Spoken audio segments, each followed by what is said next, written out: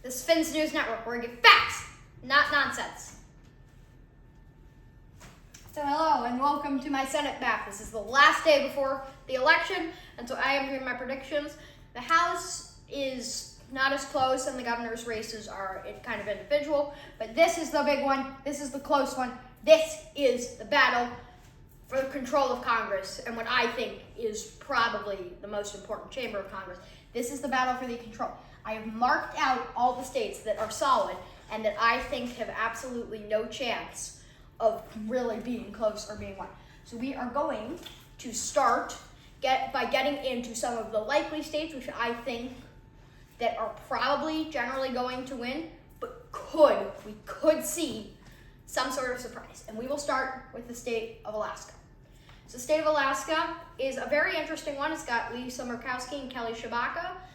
And I'm kind of categorizing this as a likely for two reasons. One, the surprise win by Mary Peltola because the Republicans could not find a candidate in this year's earlier House special election. And two, Alaska has a new ranked choice.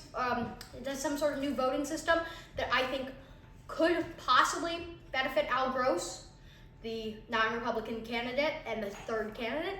So just in case, maybe he could pull a Mary Peltola, but I think that this is a very likely Republican state and should go to the Republicans, Alaska. Okay.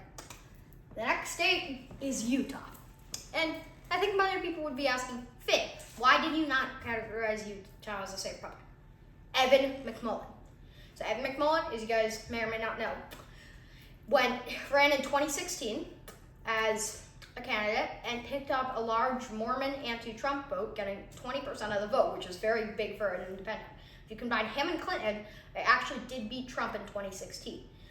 So, and I have actually been pretty strong on this guy. I remember the last time I recorded a video a long time ago, I remember saying, I think Evan McMullin has a shot.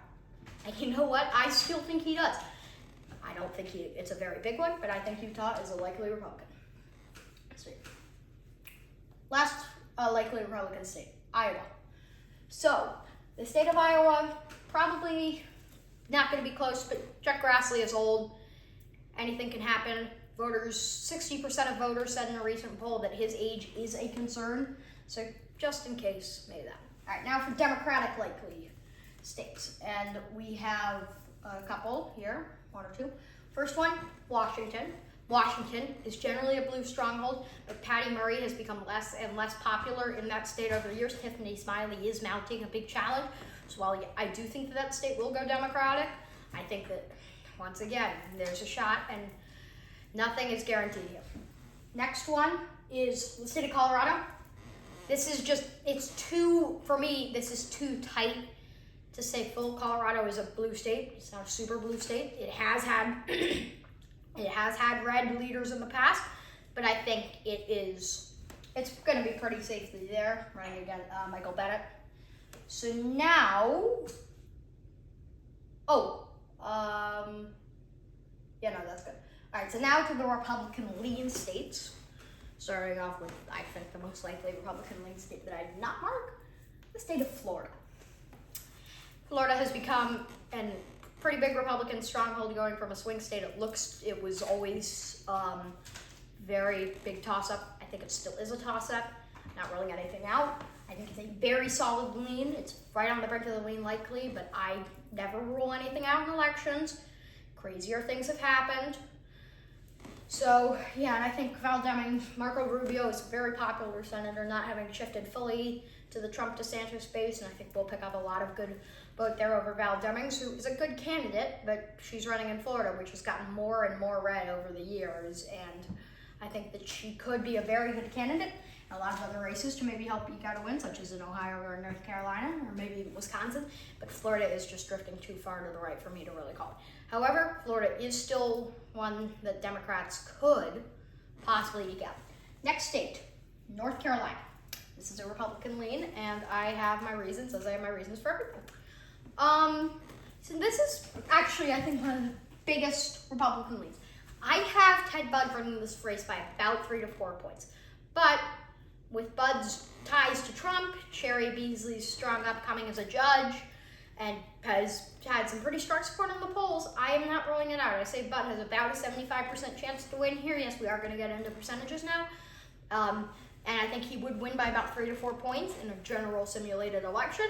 However, I think that it is not, can't really rule out anything here. And I think that this is a very solid lead state. North Carolina, for me, is the best example of a lead state that I think that we could get at all. Next one, Ohio. And this is a big one. Do I think Tim Ryan has a shot at this? Oh, heck yeah. He has been very strong at blue collar, and like, I think a lot of the attacks Tim Ryan aligned with.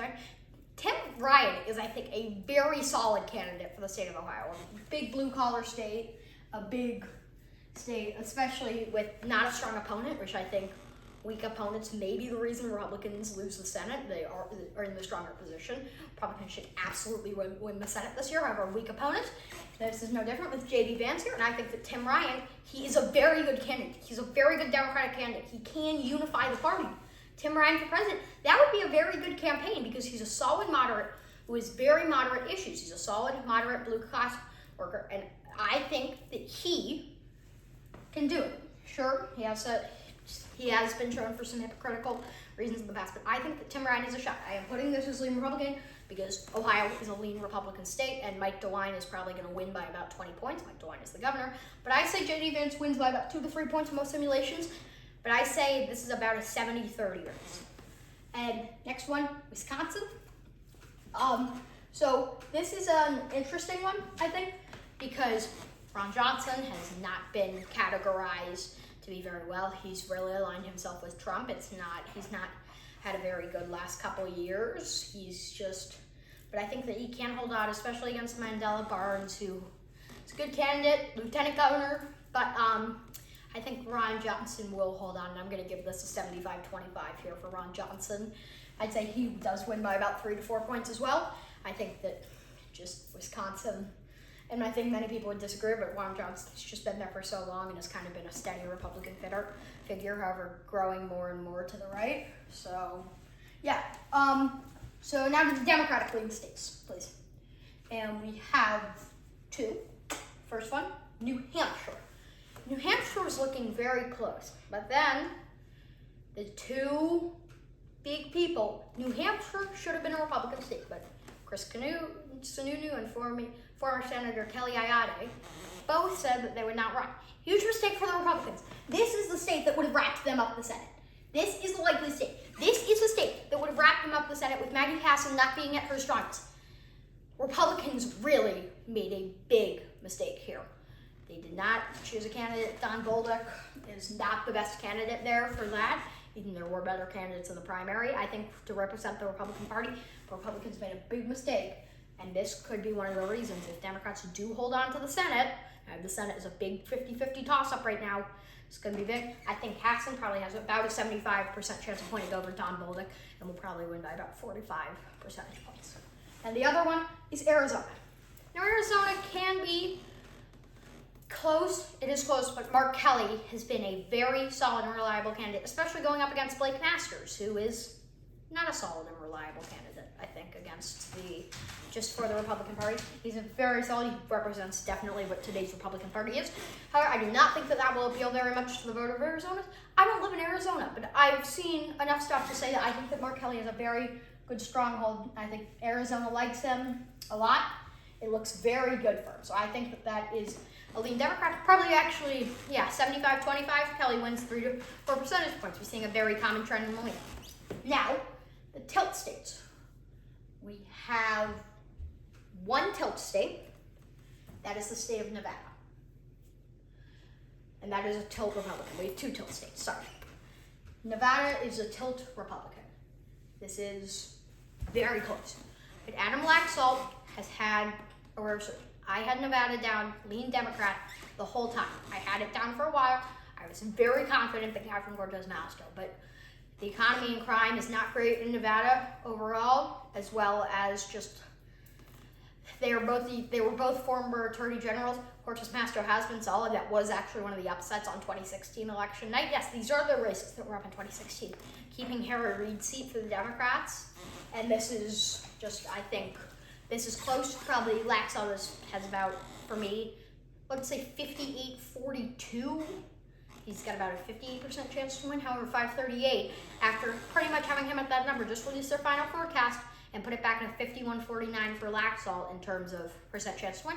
I think that Laxalt wins this by 1/4 percentage point, 1/2 percentage point, extremely small. Next state, it's a Democratic tilt, Pennsylvania. John Fetterman had about the worst debate possible that I think that I have ever seen. That was just horrible. It was really bad. But you have to think about all the man's gone. He had a stroke in May, and he's running for U.S. Senate, and he might win. It's so incredible to see this. I think that Fetterman is still going to win because, once again, candidate quality. How many times have I mentioned this? Candidate quality. Dr. Oz is not a Senate candidate. Honestly, he kind of just wants to be a celebrity, I feel. But I think this is still in Fetterman's hands. The debate definitely affected him. The debate was bad, but I think that Fetterman still has this one pretty wrapped up. But I feel like those words could come back to bite me tomorrow. And finally, the last one, Georgia. And this is a toss-up. 50-50, Herschel Walker, Raphael Warnock. Now, this is going to just say one thing. Am I very reliable and not crazy word? We are not going to know the outcome of the Senate until December. Georgia has this thing, and we definitely saw it. We saw it in 2020, where if neither candidate reaches 50% of the vote, they go to a runoff. There is a candidate named Chase Oliver, who's an independent and is projected to get about 1% of the vote. I think that will lead to about a 49.7, 49.6, 49.5-ish. I think this race is going to go to a runoff. I just don't think either candidate will cross that 50% margin. I think the seat will be won in a runoff. I do not know. It's a completely 50-50 race. However, we are not marking this. If this race is decided on election night, I do favor Herschel Walker. If this race goes to a runoff, I favor Raphael Warnock. We are not marking it. The state is a complete toss-up. And I think that it will go to a runoff. But because we don't know, this is the one toss-up state. If you have to ask me who I think will win, it's Raphael Warnock. But I'm not marking it because it's an absolute toss-up. This race is probably going to be decided on election night by 0.1 percentage points, even slimmer. It's 50-50. This is the race that is going to decide control of the Senate. These are the big three: Nevada, Pennsylvania, Georgia. The big three. But I think that it will all come down to Georgia and that runoff. So people who really want to be able to know within the next 2 or 3 days, like me, I think we're going to have to wait a little while. This has been another presentation of FNN's News Network, where we get facts, not nonsense. Thank you for watching.